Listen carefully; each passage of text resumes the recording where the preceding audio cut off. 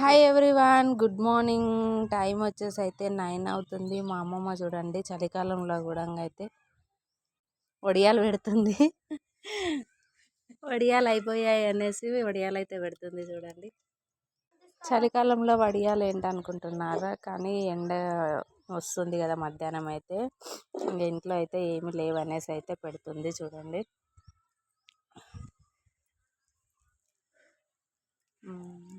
మా అమ్మమ్మ వచ్చింది ఇక్కడికి, మా అమ్మ వాళ్ళ ఇంటికి.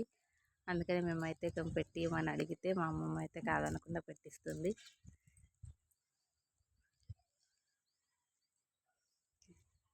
అందరు ఇంకా చలికాలంలో వడియాలు ఏంటి అనుకుండొచ్చు, కానీ అడిగినందుకు మా అమ్మమ్మ పెట్టిస్తుంది చూడండి.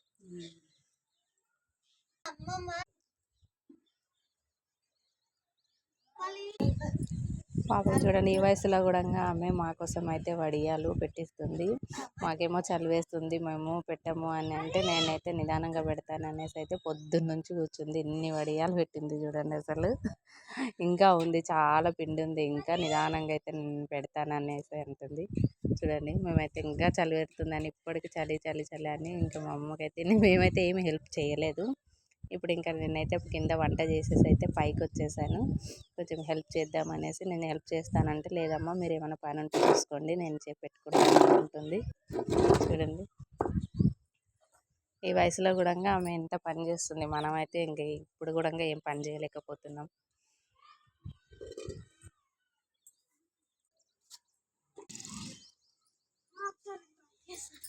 హాయ్ చెప్తుంది అందరికీ చూడండి. మళ్ళీ కిందకి వెళ్తుంది పిండి తీసుకురావడానికి అయిపోయింది అనేసి. నేను తీసుకొస్తానంటే లేదు నేను కలిపి తీసుకొస్తాను, అది మెత్తగా ఉండలేదు అనేసి అంటుంది చూడండి. మెల్లగా దిగుతుంది.